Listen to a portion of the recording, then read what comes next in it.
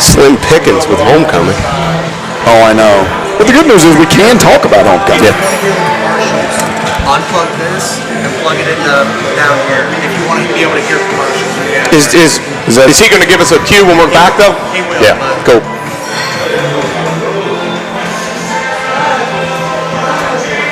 Y'all are live here, not yet on the radio. Okay. I'm going to go check the radio and make sure it sounds good. Okay. If you want to see. Yep. Oh, is that? That's the group with all of us. You were in it. Yep.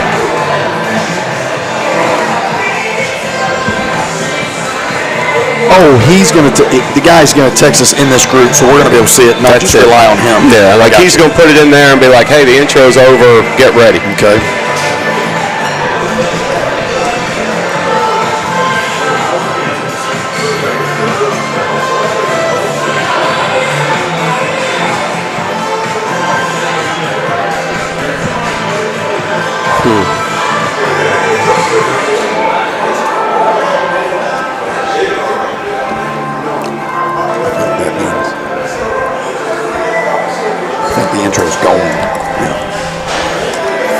Okay, welcome to the Hillcrest Huddle tonight, live from Walk On Sports here on 69 South.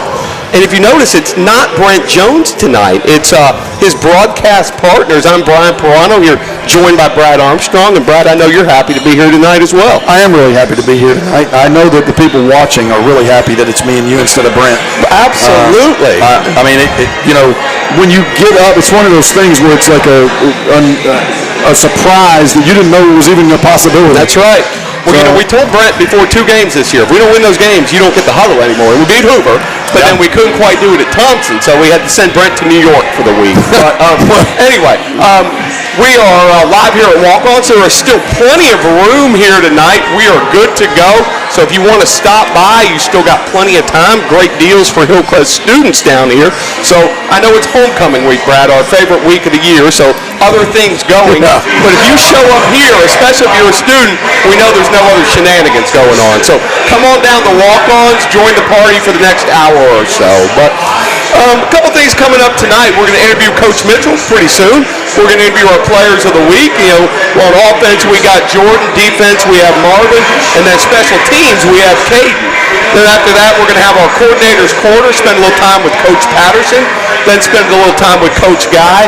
We're going to wrap and summarize the Thompson game, Brad. And I know you couldn't be there, but at the same time, I don't foresee us spending too much time on that this evening. Yeah, I'm going to talk about the Thompson game in about 20 seconds. That's exactly right. In fact, that may be the only time you hear about it. But snap and clear mentality. Absolutely. A couple things, we'd love for you to join us down at Roy Johnson Stadium Friday night for a huge game against Prattville. But if you can't make it, several ways to listen to us. One being the NFHS Network. You can just search Hillcrest. Secondly, Mixlr.com. That's Mixlr.com. And then /Hillcrest Football Live. You can go to our social media pages at the school's website to see links for all these. You can also check out the great job Brent does on the Hillcrest Football Review on the YouTube channel. We would like to thank all of our sponsors going into this week, though. First of all, couldn't do it without District 3 County Commissioner Mark Nelson, who sponsors our pregame show every week. Bama Stuff broadcast booth. Bama Express keys to victory. And the most important one, the Hillcrest Tennis College Football Preview, which we'll spend plenty of time on Friday night, especially because Brent had a really good week. We have Stephen Fikes All-State First Downs. Coach Patterson's wife, Dr. Brandy Patterson, Brookwood's Women's Health Extra Points and Field Goals, the Centel Home Design, Tidwell Paint and Body, Alabama Credit Union, Award Companies of America, and walk-ons for our players of the game. Thank you again to Stephen Fikes for the halftime show, RSV Design Scoreboard Updates, and Tiger Rock Kickoffs. And our latest sponsor, we certainly want to thank Chase Smith, Mission Express Car Wash, the only locally owned car wash in the Tuscaloosa area. So go visit Chase down there. They'll do a good job hooking you up with all that stuff right there. Some of our commercial sponsors. We're going to have Lee Palace. We're going to have Bama Stuff. We're going to have Alabama Credit Union. And we have the Ignite Student Employment Initiative. So we thank all of them, though. But Brad, before we get going, we do have a couple minutes to kind of talk about the season in review as a whole. Like I said, maybe not too much time on Thompson. They jumped out on us early, and it didn't really get better from there. But what are your thoughts overall, just where we are with 2 games left in this season? Well, I think we've talked about this on the football broadcast several times. 7A is a lot different beast than 6A was. And a lot of people know that, but you don't really know it until you're in it. And just having the week in, week out battle on your hands, regardless of your opponent.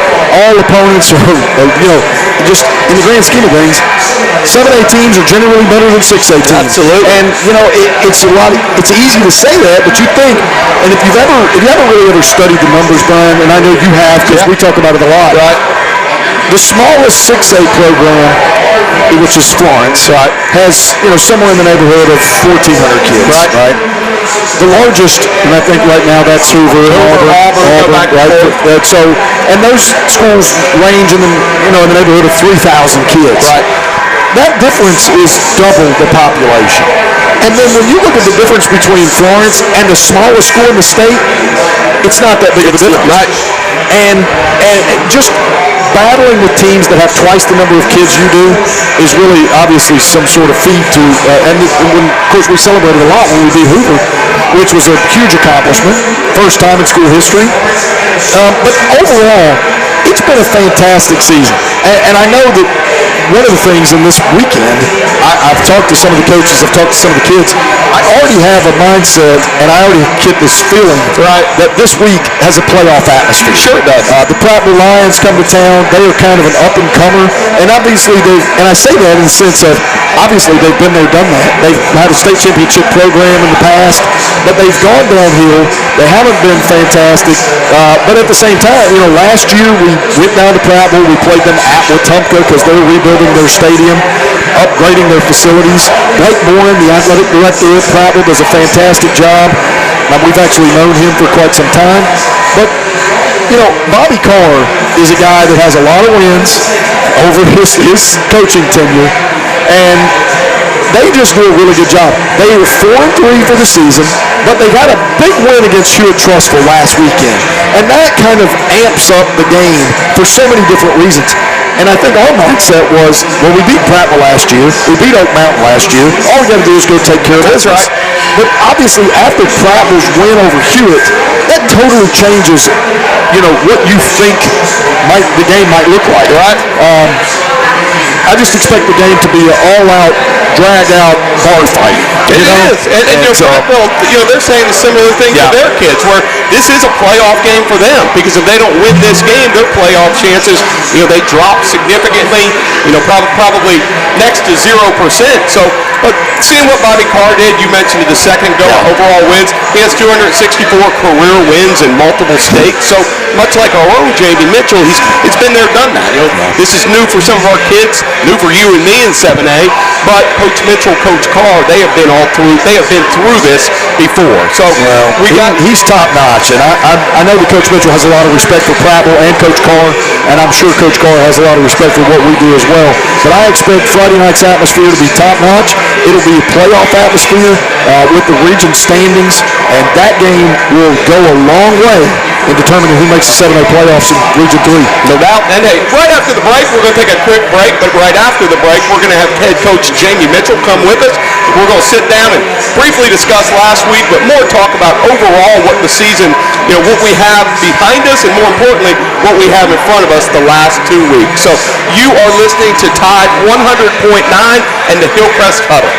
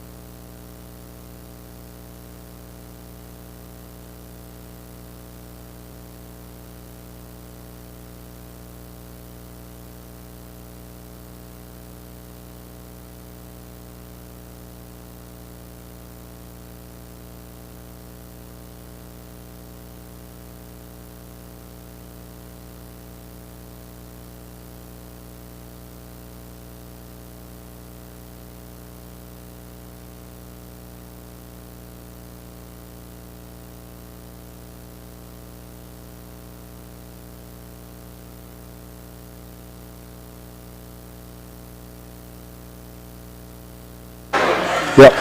Anything you want to be asked or don't want to be asked? Anything's game, Okay, brother. Cool. Anything. I wasn't sure if you wanted to send a message, if you want to send something on the air, and tell us something to ask, man. Good. What a friggin' game it's going to be, man. Oh, I'm excited, We've man. been saying the same thing. I was excited all weekend. Do you know Bobby Carr? I do not. Talked to him today. Coach all his games and all these they're all private schools. Private school. I mean, I wouldn't want to slam. I mean, he was at Carver last year with a good year. Yep. But besides that, I guess New Life is in Mississippi. That's a you and me. But I mean, it says, he had 4 wins. AISA, so New Life went up to AISA. Okay. He had 260 in Alabama, but he had 4 at Presbyterian Christian in Mississippi. Presbyterian Christian. I didn't know it was in Mississippi. You were already in Tuscaloosa then, so. Really? What year did you start coaching? 96 at New Life, wherever that is, at something called the NACC. Presbyterian Christian in Mississippi. Oh, we're on. I can hear us on the TV. That's a delay. Yeah, that's just the YouTube. Yeah. Oh, okay.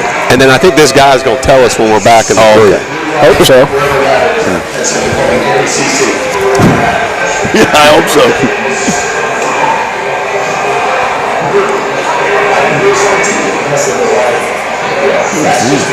That's Wyatt. Yeah. And then the other guy we don't know is Jackson.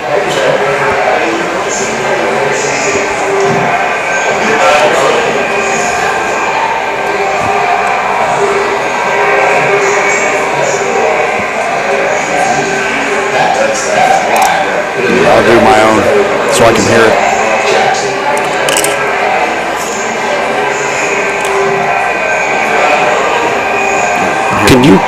Are you still in there, brother? Yeah. Okay. Welcome back to the Hillcrest Huddle on Tide 100.9. Certainly glad you're listening. Still plenty of time to come on down to Walk On Sports if you'd like to join us at the Hillcrest Huddle. But right now we have head coach Jamie Mitchell joining us tonight. Coach, we appreciate you being here, man. Man, yeah, rough crowd looks like tonight. Brad and I were talking in the pre-game, thinking it's a football game right before we went on the air. Hopefully they're not pre-gaming to do any shenanigans tonight, though. So yeah, I mean, sure. some initial question I got is, how challenging is it to coach during HOCO week, during homecoming week, man? You've done this for a long time, and it ain't gotten any easier during homecoming week. Just what do you face that's different than a normal week? Yeah, just trying to keep our knuckleheads from making bad decisions, and try to tell them every year, I mean, homecoming's great and awesome, but there wouldn't be a homecoming if it wasn't a football game, and that's our part of this deal. And the most important part is what happens from 7 to 9. So we talk to them every year about making good choices, and sometimes it works, sometimes it doesn't. We've had some of both, throughout the years, but we got a great group of guys, man. I love our boys, and I got full belief they're gonna make good choices this week. Trust me, it's not just your football kids that sometimes make bad decisions as well. It's a lot of other people at Hillcrest High School. The thing is, Coach, you guys do such a good job. Usually the football kids are the ones that I worry about the least. You guys do such a good job of keeping things, over their heads, I guess, making sure that you're keeping them under wraps. But they do a pretty good job. Well, look, tell us a little bit about, obviously this game this weekend, it's not technically a playoff game, but in my mind, it's one of the most exciting games in the history of, first of all, certainly since you've been the coach, and we've had some big games on our campus, but this feels like maybe the biggest regular season game that we've had, at least in quite some time, to come at Roy Johnson Stadium with the Prattville Lions coming to town. So tell us a little bit about that matchup, what you expect. Well, you hit the nail on the head, and we've been talking about this one for a while, just knowing what was coming down the pipe. And, my very first deal when we had our very first staff meeting this year was I challenged our coaches. I said, here's my goal for this year. Win every game we won last year, plus one. And, every Sunday that we meet, that's been the very top of my list. Is everything still on track? I mean, after week 1, week 2, week 3, all the way through this point right here. And Sunday, I told them, I said, look, guys, I mean, we couldn't ask for a better situation. We've done exactly what we needed to do. We've set ourselves up to do something that would be historic, and you guys may know, I mean, I don't know, I think it's been maybe 5 to 7 years since any team has gotten in the playoffs rather than the 4 that, You're exactly right. have been there, and for us to be able to crack that group would be a miracle, so it is a massive game for us, and one that we are putting all our eggs in, and we're gonna shoot all our bullets, and we're doing everything we can to treat this. But I think you're right, Brad. I mean, I can't remember a better game that we've had. And I know you get into playoff games, and certainly, but man, if you don't get this one, you're not getting in. So it is a super important ball game. Coach, we had a lot of success against Prattville last year. It was one of the games now, obviously not nearly as much pressure, though, but, as you've watched film this whole week, as you've studied them, is this a different Prattville team, though, than what we played last year? They beat a very good Hewitt team last week. How much can we take from last year, and how much different is this year's Prattville team that y'all have been preparing for? Totally different. There's new faces and, new players, and they've done a really good job of going out and getting some pieces that are really important to them, and I talked to Coach Carr today. One of the things that I think has been cool, unfortunately for us, but to watch them throughout the year, they have found their identity. They're comfortable with who they are now. They know who they are. And I think every good football team goes through that, a lot of times midway through the year before you find yourself and really identify what you can do and what you can't do. And they are very, very comfortable in their skin right now, and they've got some unbelievably good pieces, and they're just another team in this region, unfortunately, that is going to be a bear of a game. Coach, you talked about the region and just added another team to the region that's really, really good. Tell me a little bit about, you have had the benefit of coaching in states outside of Alabama. And so to me, it's one of those things. Oh, I'm still in your thunder. No, my bad. That's the exact same thing I had. It's funny. Very good. Good for you. The thing is, I guess, I talk to my dad a lot. He lives in East Tennessee, and we talk about our region. We talk about how good I think we can be and how good I think we are. But I think it's easy for us to kind of lose how good this region is because we're in it. I think Brian would say something like, you don't see the trees because you're in the middle of the forest, something like that. Yes. So, but you have had the benefit of coaching in Mississippi and then in Arkansas. Tell me a little bit about the reputation that this region has, not just in Alabama, but across the Southeast, and maybe even beyond that. It's well known, I can attest to that for sure. In both states, it's certainly highly respected, and I'm not saying that there's not just as good of teams in Mississippi and Arkansas, but the collection of teams in this region is what makes it so different. It's just I've never seen anything like it, and I've been doing it a long time for a collective group to have the powered football teams all in the same area. That to me is what makes it so unique and so different. And most regions carry 1 or 2, maybe 3 really good football teams, and then you got 4, 5, 6, 7 that you may have to play well, but you should win. This one is just not that case. With the exception of County High, man. Every single week, you better be on your A game, and I think as you saw last week, Prattville pulls the upset and beats Vestavia, and I think it can happen on any given week in our league. You talk about how difficult the region is. Brad and I have talked about it. I think anybody who follows high school sports can see that. We've faced in order, maybe with County in the middle, Hoover, Thompson, Vestavia, Hewitt. Do you change anything with the practice schedule throughout the week as we're playing these, or is it we're going to be us during the week and the other teams, they can adjust to us? Or is there something you need to change just to, to be quite honest, with our kids getting pretty beat up some Friday nights just with the physicality of Region 3? One thing that I'll tell you about kids in my experience is they are such creatures of routine. Absolutely. So, we try, and it's like I told them last Friday, I said, guys, I can't tell you that I'm going to work any harder this week than I've worked for the last 8, because it was just impossible. And our structure and how we do things, it's hard to cram much more in there. The one thing that really has helped us this week is a couple of days of fall break, and that's been really big for our coaching staff. It has given us a lot more time together some film study and some things that we think are going to be very helpful for us that we typically don't have in a regular weekly schedule. So, fortunately for us, being out of school for a couple of days I feel like has been really beneficial for us. We've spent probably 10 hours a day yesterday and today with nothing but football, and on a regular day, school day, that doesn't happen. So we've certainly tried to take advantage of the schedule this week and praying that that'll pay off for us. Absolutely. Coach, you mentioned earlier, you've talked about, well, let's win every game that we won last year, and then if we could add one, that'd be fantastic. And we've done that with the Hoover. That's right. That's correct. One thing, and obviously your goal, and you and I have talked about this at school, and I know Brian and I have talked about this, but you talked about making the playoffs.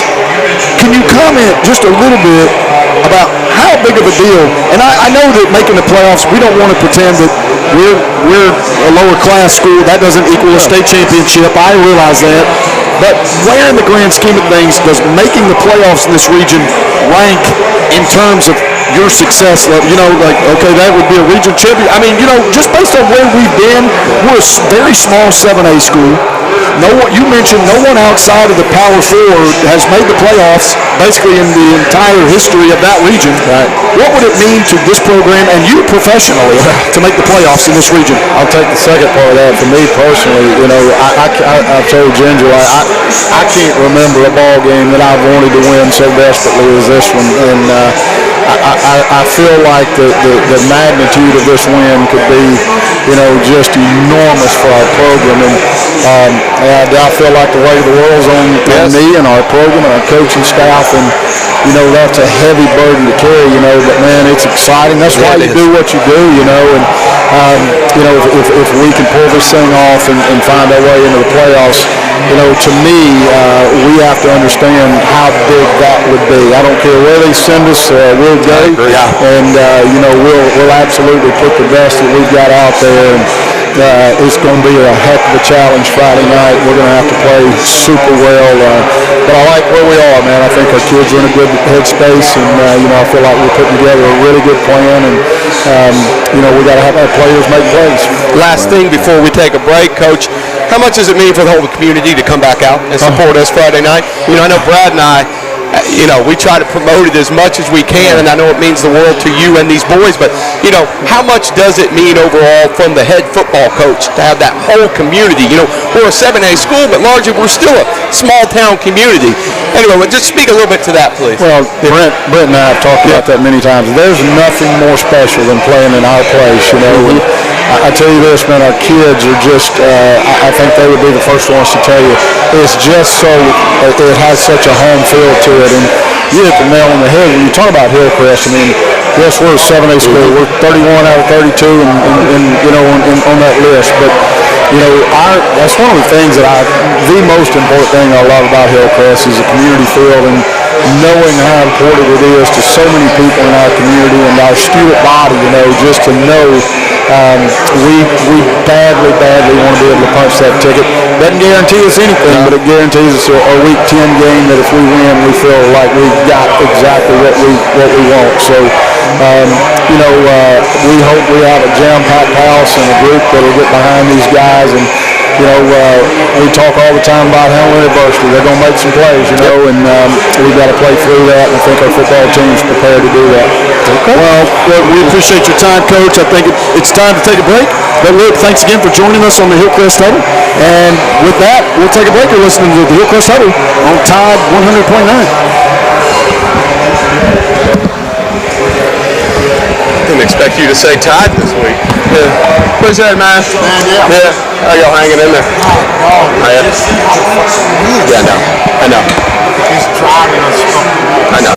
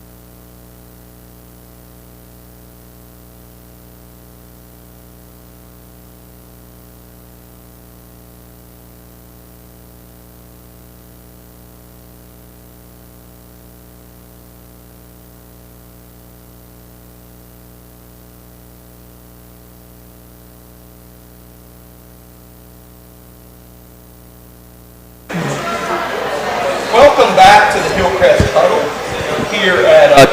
There we go. Yep. Welcome back to the Hillcrest Huddle on Tide 100.9. Right now we got Caden Smith joining us. We're proud of Caden. He was our special teams player of the game last week against Thompson. So, Caden, we appreciate you joining us this evening. Appreciate you having me. Well, look, here's one of the fun things that I like to talk about is, you are the special teams player of the week, but when I think of Caden Smith, I think of wide receiver. Yeah. So, which one is your favorite position to play? Do you like to return kicks and punts, or do you like to catch passes out of the, from Shanley? Return is fun, but the adrenaline behind it gives me a good rush because you cannot see the defenders when you look up in the air for the ball, especially on punt. So it's is he right there? Is he not? Am I going to return it? Am I going to catch it? So that adrenaline just I like that. It excites me. So I like that return. Okay. And then overall, you talk about adrenaline and stuff. We were just talking to Coach Mitchell. We play as tough a schedule as anybody in the country. To me, what's it like that going out there every Friday night, knowing you were going to be playing the best kids you're going to be seeing next year at Vanderbilt and the next few years playing in the SEC, Caden? Yeah, so I look at it as this is preparing me for the SEC because I'm going to have way bigger opponents than the SEC. So I'm taking them head on. They just like me. They put on my pants just like I put on my pants. So I'm going out there and I'm stepping up and giving it 110%. Good attitude. Yeah. Well, one of the things, we talked about punt return versus wide receiver. What are some expectations that you have when you do go to the next level? Obviously, you're a Vanderbilt commit, which is really exciting, I know. But when you go to that next level, what position do you anticipate? Do you think you'll be more of a kick returner early on? What do you have a shot to play early on in your career, you feel like? I think, I'm going to be in the special team world a little bit, but I'm going to mainly try to focus on wide receiver, get my spot, where I could get a little rotation in because they have the history of playing freshmen. So good. I'm going in there. I'm in there head on. So we talk a little bit now. A lot of the people out there listening, that don't have a lot of SEC commits. They know what's it like. I mean, do you and the Vandy commits? You all have a group text. Are you trying to recruit other kids? Yeah. Just what's your relationship with the other kids you're going to be with in Nashville next year? So we all have a group chat. We got a Snapchat group chat. We got an iMessage group chat. And we're texting in every day, just laughing, joking, playing around, just trying to get that chemistry before we get there. Good. I've got to ask this, and this is more of a funny question, and you got to be careful how you answer this, and I probably shouldn't even ask it, but I can't help it. So, I'm a big fan of Jordan Shanley. Okay. I'm a big fan of Bryson Kimbrough. Okay. Both boys have thrown balls in your direction, and you've caught both. You've helped them out. Yeah. Tell me a little bit about the differences between their quarterback. I don't know, the way they guide the huddle. Because I know they're two different personalities. Yeah, Bryson Kimbrough is much more like a gentleman, and Jordan Shanley can be a real goofball. Yeah. And so tell me a little bit about what it's like to be in the huddle with Bryson versus Jordan. Okay. So I want to give you Bryson first. Okay, Bryson first. Okay. Yeah, so Bryson got the IQ and the knowledge, right? So the huddle is more more motivational. So he telling everybody what to do, whatever, blah blah blah. And then Jordan, he's more okay, we got to play, break. He don't say nothing, he don't do nothing, it's straight to the play. He just take it and play. Bryson, he's more, how do I say this? I always felt like Bryson was analytical. Analyzed the field. Jordan, he just snaps the ball and play football. He's like his backyard. Of course, Bryson, for those of you listening, Bryson Kimbrough, quarterback of Louisiana Monroe now. And, of course, we feel like Jordan Shanley has a chance. We'll talk to him later, but we feel like he has a chance to be a pretty good quarterback in his own right. Okay, have you had to take on, last year Bryson, he's the senior QB1. Have you had to take on more of a leadership role this year, or do you find yourself trying to be more of a leader since a lot of the more veterans, especially the offensive kids, have graduated? Yeah, so I'm not a leader by my voice, but I try to lead by example. Absolutely. Trying to go 110% every day at practice, just showing my effort and not giving up on the ball or something like that. So the younger guys behind me see that I'm not giving up on that ball, so they're not giving up on the ball. They see that. It's good for you. Okay, I've got one more question before we get into Prattville, because I do want to talk to you about Prattville. But before we do, one of the interesting things to me when you committed to Vanderbilt, I know it's a very tough school academically, but you're so well spoken, and anytime we've ever talked to you, you're always really good to carry on a conversation. how do you feel about, like, are you excited about being a student at Vanderbilt? What are some things that you're looking forward to being, going to class at Vandy? Do you expect it to be hard? Tell us a little bit about that. I'm very excited to get down there and get with my people, get with my team, because I on my official visit, I had a blast. It was amazing. And I'm just ready to get back to the environment. I love it so much. And I talked to some of the players. They say class is going to be challenging, but it's nothing I can't do. So absolutely. Real quick, now talking about Prattville, we're talking about Coach Mitchell. And, we don't want to make too much of any one game, but this is honestly one of the biggest regulars. This is my 21st year at Hillcrest. Coach Armstrong's 24th. It's one of the biggest regular season games we can remember with the playoff implications. So what's it like for you going into this game knowing, arguably in our 40-plus year history at the school, this is one of the biggest games of all time? I'm treating this game like a win or go home. Yep. So, if we lose this game, we done. So, if we win, we going on to the next game. So, I'm taking this game as win or go home. Good. I'm winning all on the field. Well, and we expect you to, because we're excited to watch you play. We love watching it every Friday night. Before we get you out of here, I do have a question about what do you expect Prattville to do defensively? I've seen people try to man you up, and I admit I feel like that's probably a great option for us. I don't think there are a lot of people out there that can man cover you. But in this region, there probably are some guys that can man-to-man cover you. But have you seen on film, is Prattville likely more man-to-man, or and maybe with safety help, or do you think they're going to cover two, maybe bracket you a little bit? What do you expect from Prattville's defense? I'm not expecting no man from Prattville. They run more cover 3, cover 2-ish. They will have a safety over the top and one underneath, most definitely. Okay, awesome. Well, I'll tell you what, I know we're looking forward to seeing Caden Smith play tonight and for the rest of your career, buddy. We'll be cheering you on for the rest of the time you put on the pads. Appreciate you. Yeah, man. Thank you. Yep, thank you for being here. Look, we're going to take a short break, and we'll have our other players of the game after the break. But thank you for joining us on the Hillcrest Huddle. You're listening to Tide 100.9. Appreciate it, man. Good job. That's a good interview. For real. Good for you. Appreciate you.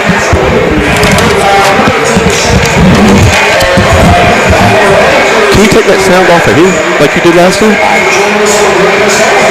Well, it's just...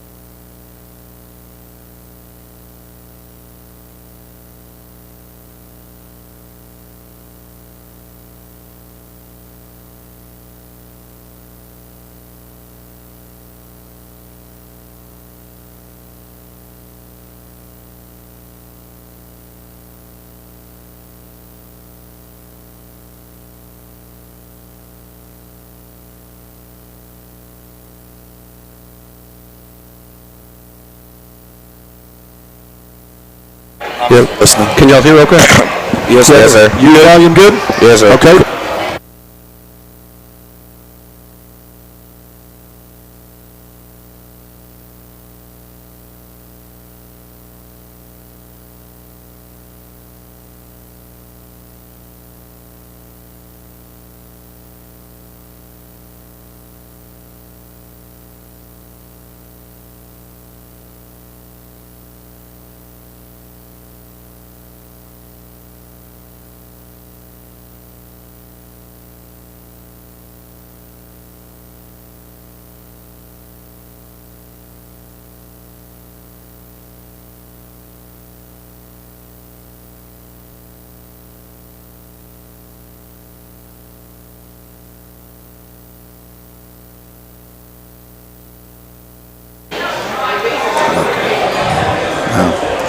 just talking about the weather. Not yet. It's okay.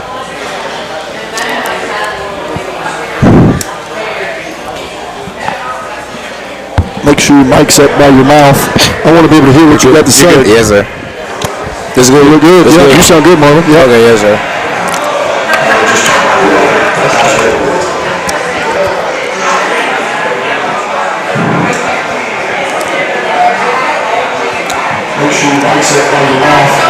Yep, we're back. Okay, welcome back to the Hillcrest Huddle. Now they're playing promo music. It was dead for a second. All right, now go ahead. Welcome back to the Hillcrest Huddle at Walk On Sports down 69 South. You know, we certainly very much appreciate Walk On support by hosting us every Tuesday night for the Hillcrest Huddle. And right now, we're joined by our offensive and our defensive MVPs. So welcome Jordan and welcome Marvin. We certainly appreciate you boys being here tonight. So first up, offensive MVP, Jordan Shanley, quarterback, friend of yours, friend of tears. Tell us a little bit about how you feel like the season has gone, Jordan. I feel like the season has gone really good. We had our ups and downs, but like I feel like we've been playing well at moments. Sometimes we had bad moments, but we capitalized on it really quick. I feel like this team is very different from last season. I feel like we're more competitive. We don't really. I'll say. I'm trying to say this. We really don't. I never thought you'd give up. No. Yeah. And you don't dwell. You always fight. It doesn't seem like you dwell on the last game either. You know, it's just next step forward, guys. Yeah. Like we're not a team that we down. We just gonna give up. We're gonna keep on going to the 4 quarters because you play all 4 quarters. You don't just play 2 quarters and you done. You gone. Nah, you keep playing until the 4 quarters end. I say that's our biggest. What a great life lesson that is that you can take with you beyond football for sure.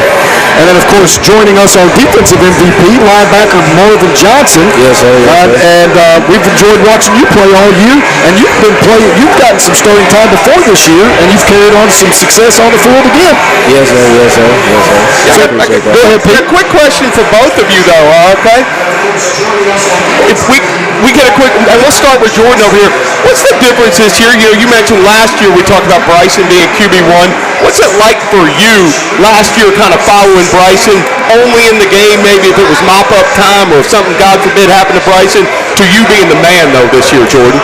I feel like I've been really studying Bryson since like my freshman year. Everything he did, I try to do or capitalize to do better what he did, basically. Good. But, hey, Marvin, same thing for you, man. You know, last year, Coach Armstrong mentioned you got some starts, but how is it different this year? How is this team's different than the team we had last year? So like I'll put it this way, like last year we didn't have like a lot of chemistry together. Right. It was like individual players trying to make individual plays. Right. But I feel like together as this year as a whole and as for the defense, we've come together and we had each other backs and we played well within each other and stuff. And I just feel like this year our defense is take more things to heart and we're more locked in than we was last year. Good. That's excellent. It's an excellent, just like Coach Armstrong said for Jordan right there, good philosophy overhaul, being, the unity takes care of everything. Yes, sir. Yes, sir. Well, look, before we get you guys out of here, I do want to ask a couple questions. I'm going to start with Jordan. Huge game this weekend against the Prattville Lions. Couple of things in our favor. Number one, we give them at our place. I know that our game last week, we took a tough loss. We've had some really good wins this year to help build some momentum. What are some things you expect from the Prattville Lions? And, of course, since you're offense, what do you expect defensively from them and things you feel like you might be able to do against that team? I feel like their DBs kind of good, but I think our receivers are better. So I feel like we can throw the ball a little more. And I feel like we can run. We can run on them because I feel like our O-line way better than their D-line. Their D-line big, but I feel like our O-line can block their guys.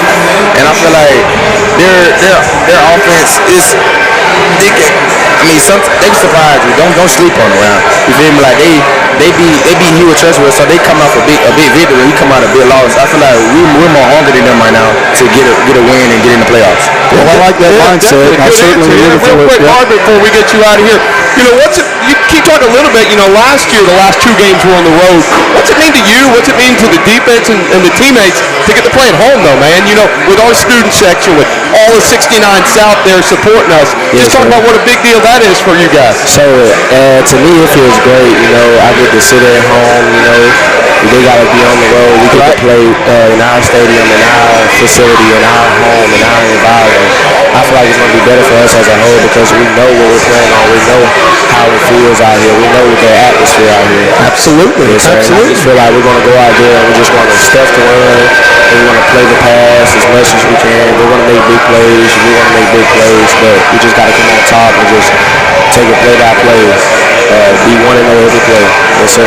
Good attitude once again. So we appreciate you guys, and we're going to take one last break, and then we're going to get Greg and Greg up here for our coordinator segment, though. So we appreciate everybody listening tonight on Tide 100.9. Yes, sir. We appreciate y'all too. Thank you, fellas. Thank you, sir. That was good. Jordan, good job, man. Yep.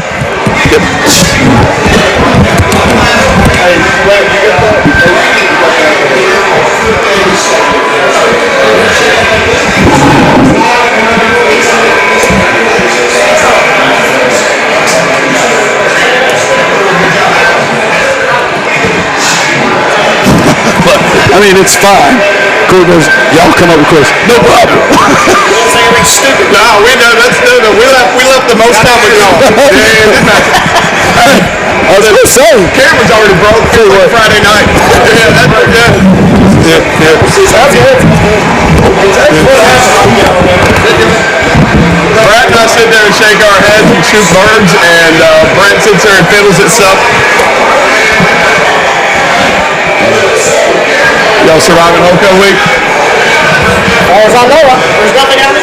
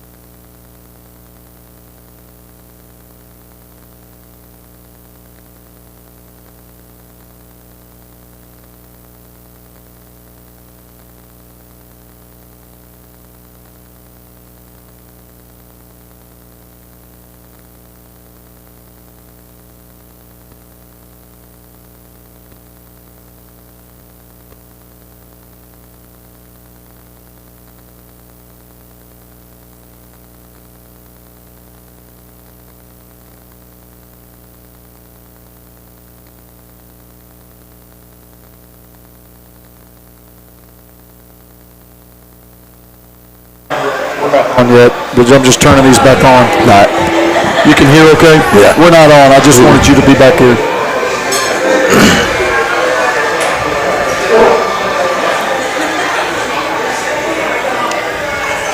Okay, welcome back to Tide 100.9 on the Hillcrest Huddle.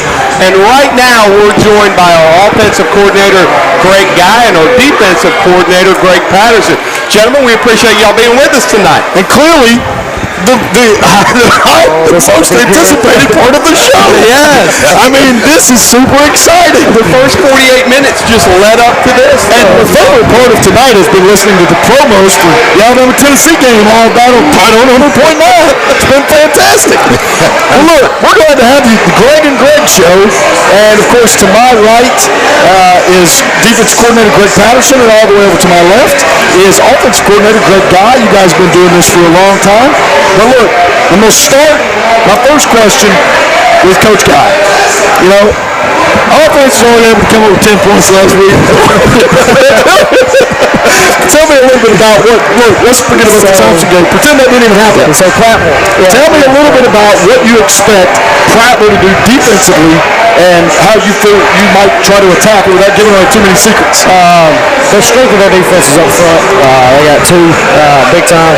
Coach B's all over it. They got two big time D linemen, big Tiglet boots.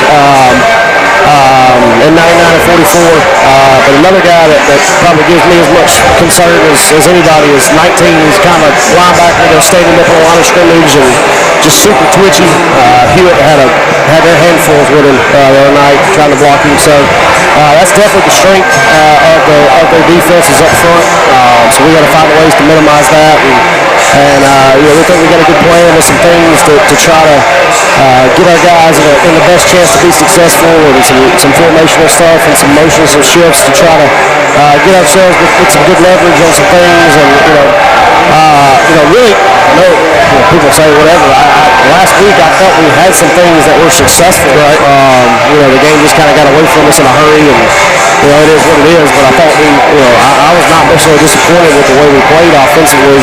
Obviously, we'd like to score a few more and missed a few here and there, but I really felt we found some rhythm the last few weeks. We struggled in the mid part of the year. In a 3-game stretch, we really struggled, but kind of how we kind of came out of it. I felt we had a good half last week, and I hope we'll continue to build on that this week.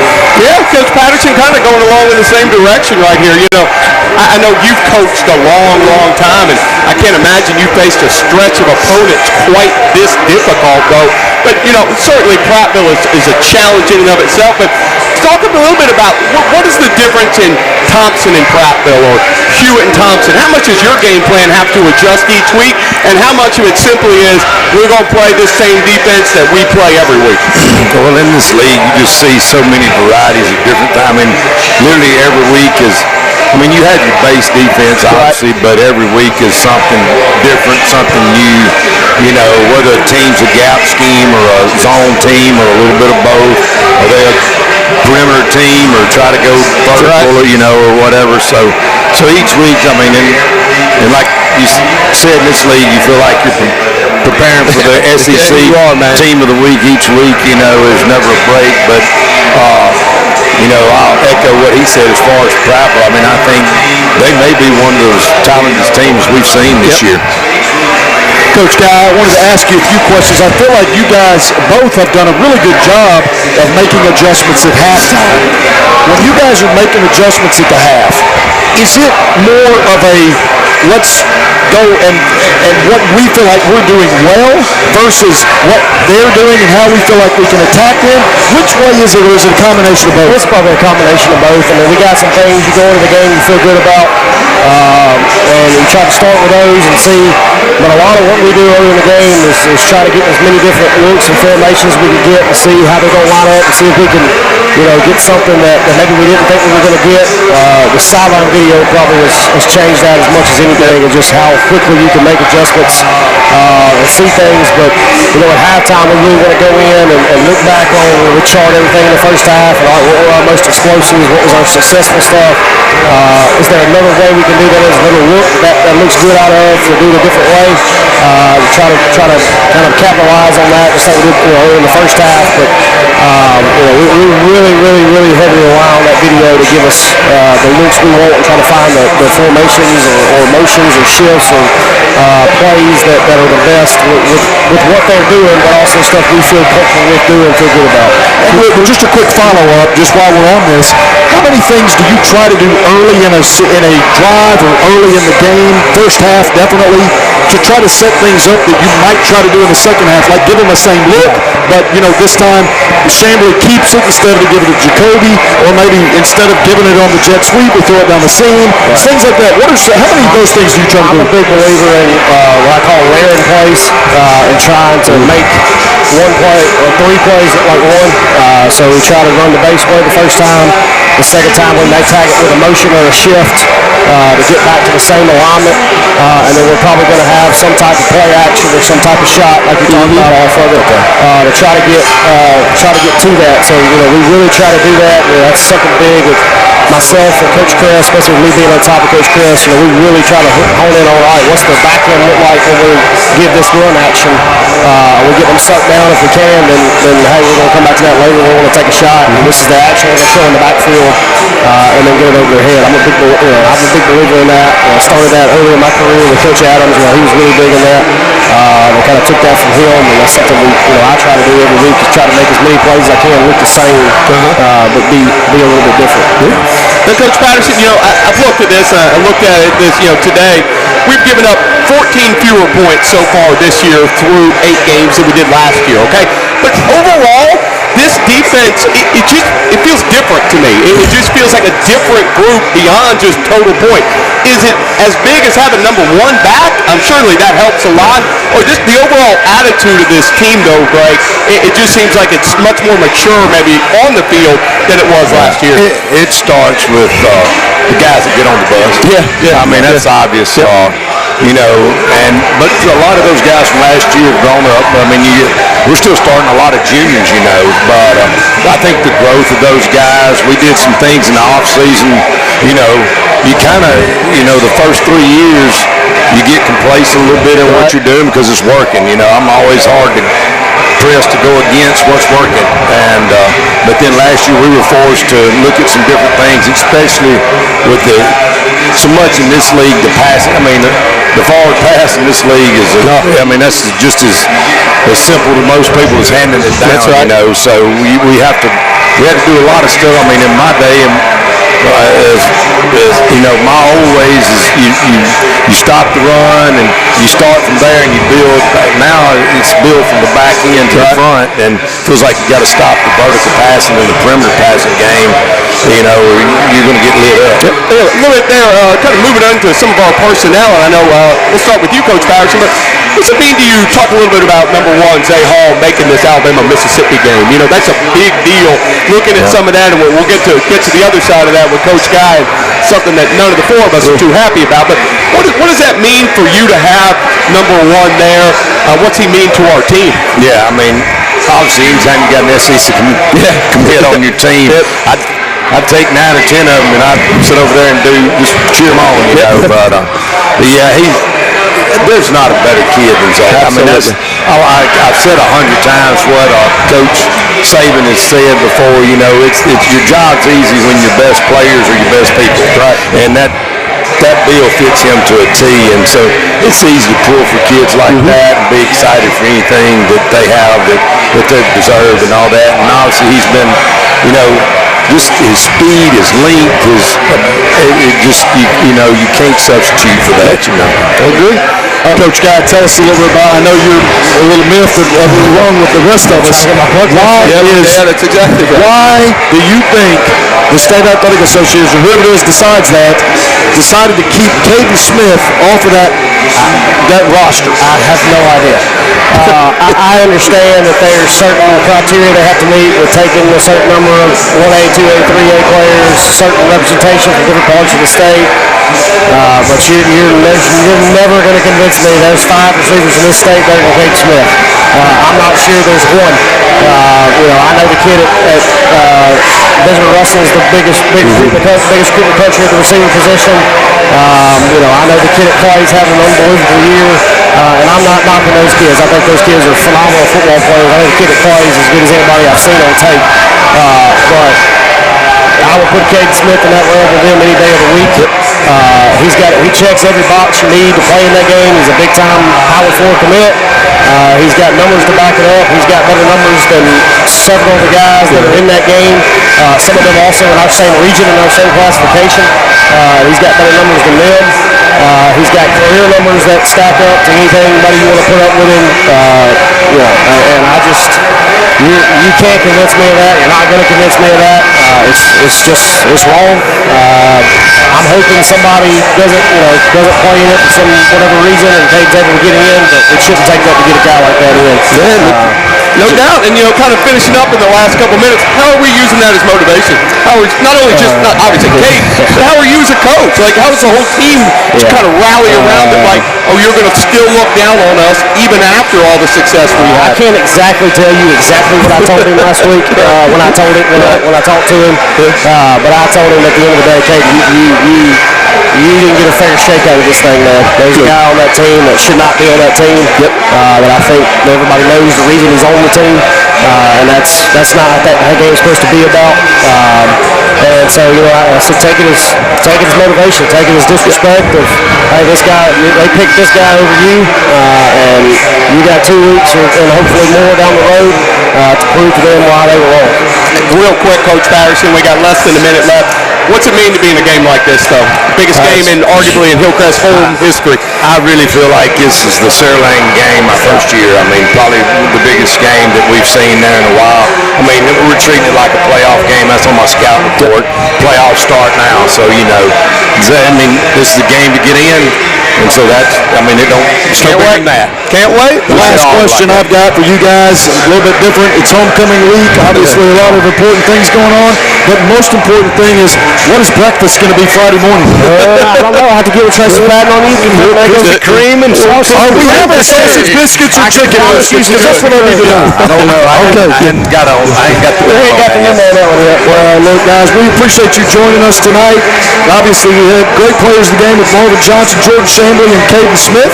Don't forget to join us Friday night at Roy Johnson Stadium as we host the Prattville Lions. It's homecoming week, and it's going to be a big crowd, and we expect all of you to be there to join us and cheering on the Patriots and rooting on against the Prattville Lions. So thanks again, and don't forget to check out the Hillcrest Football Review. And that's it for tonight. So thanks for listening to the Hillcrest Huddle on Tide 100.9.